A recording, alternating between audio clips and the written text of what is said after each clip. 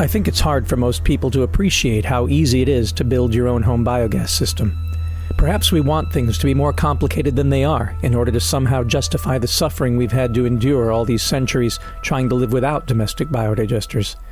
Or perhaps we've simply kept the simple engineering principles out of the hands of the right people, women and children particularly, people who would intuitively understand that the waste from our kitchens and bathrooms can complete the growth cycle and become soil and food and fuel once again, and would realize that all we are really building is a stomach with a mouth and a throat, an anus and a ureter.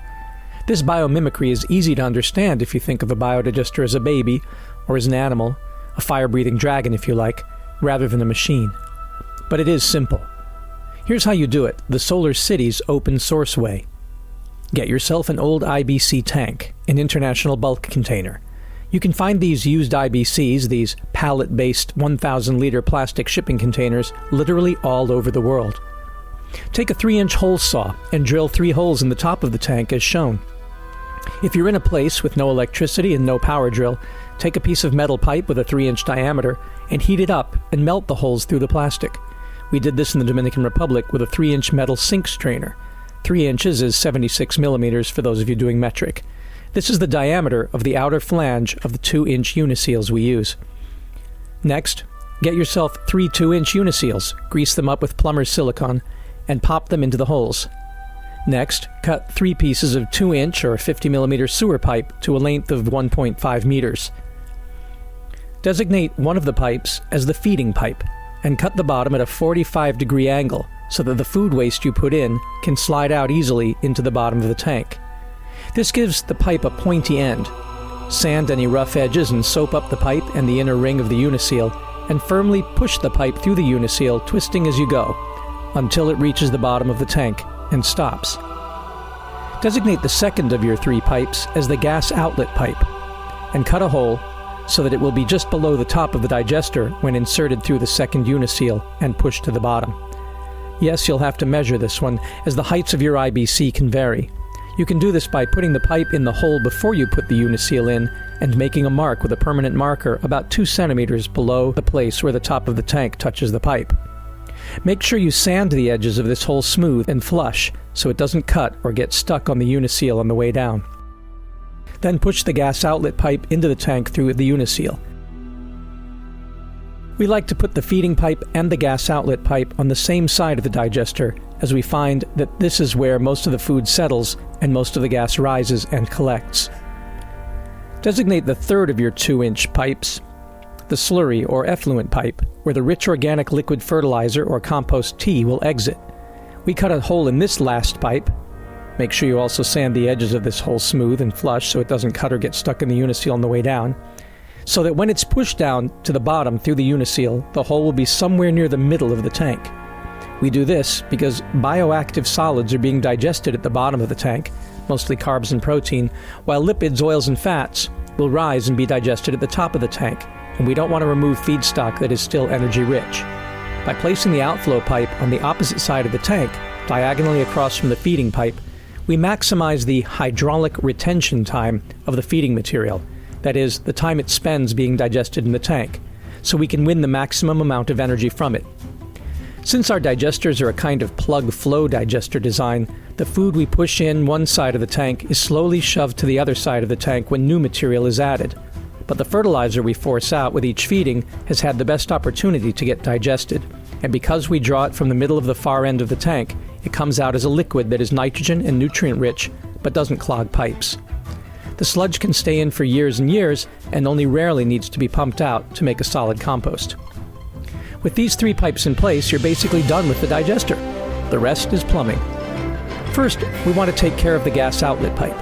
The 2-inch pipe sticking up above the digester ensures that the gas outlet is well above the water line and is wide enough that manure or other solids you may have put in to inoculate your digester don't clog the pipe and stop the gas from coming out. At the top of this pipe, we put a 2-inch to 1/2-inch PVC reducer, a 1/2-inch PVC ball valve, an elbow, and a 1/2-inch barbed hose connector. We don't glue these on in case we ever need to remove them to clear any possible clogs should they arise. For the fertilizer outlet pipe, we first cut off about 5 centimeters at the top and then attach a 2-inch T, a piece of 2-inch pipe, a 2-inch elbow, and a drain pipe leading to the fertilizer bucket. Every time you add ground-up food waste and water to the system from the feeding end, an equivalent amount of bioslurry will be forced out, because the 90-degree part of the tee is lower than the feeding pipe. So whenever it's filled, the fertilizer pipe will overspill and drain into the bucket. The open sky-facing part of the tee ensures there will be no vapor lock, otherwise you'll get a siphoning effect, such as we experienced when we built one with an elbow instead of a tee in Swaziland. A siphon will drain your tank in no time, but with a tee the system automatically regulates. The fertilizer that results is perfect for hydroponic and aeroponic gardens, diluted with gray water 10:1. You should never have to buy fertilizer again. Finally, we put a funnel onto the feeding pipe where ground-up kitchen scraps, old banana peels and plate scrapings and whatnot, are poured. Unlike most compost piles, here there is no food waste that you can't put in. Fruit and vegetable rinds, cooked food, meat and grease, you name it.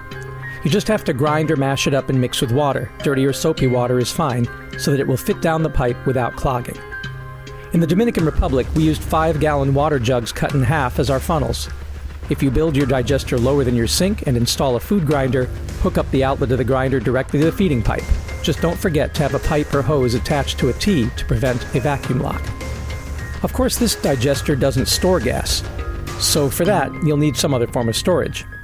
We tend to use PVC balloons or bladders, basically plastic bags, connected to the tank with clear plastic tubing. They work just fine. In New York, we've built these digesters in 2 family basements, and the gas is stored outside in the bags, with a T-line connecting the output to the kitchen stove. Yes, biodigesters are perfectly safe to use in the home, and they are generally odorless if fed correctly. But if you do want to ensure there will never be any smells emanating from the pipes, pour a thin sheen of vegetable oil or citronella in the feeding and outflow pipes every couple of weeks, and lightly cap them. If you're building your digester outside, there are a couple of things to finish up.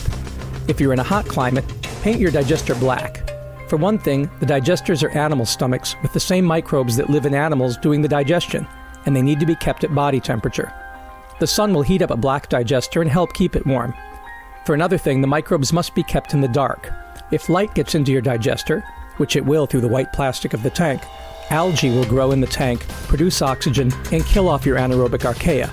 You'll get lots of gas, but it will all be carbon dioxide. So the tank should be opaque. If you're building your Solar Cities digester outside in a cold climate, you need to insulate it. We've found that cheap styrofoam and stretch wrap can work okay if you put enough layers, but you're best off if you can get the thing foam sprayed. And in really cold climates, you should insulate and put into a greenhouse, and even put PEX heating coils inside connected to a source of hot water, like a solar heater, or your shower or bath, using the gray water as it comes out warm. But that's the subject of another tutorial. We hope you will join the Solar Cities evolution to make the benefits of biogas affordable and simple for everyone. It really is easier than you think. So please, do try this at home.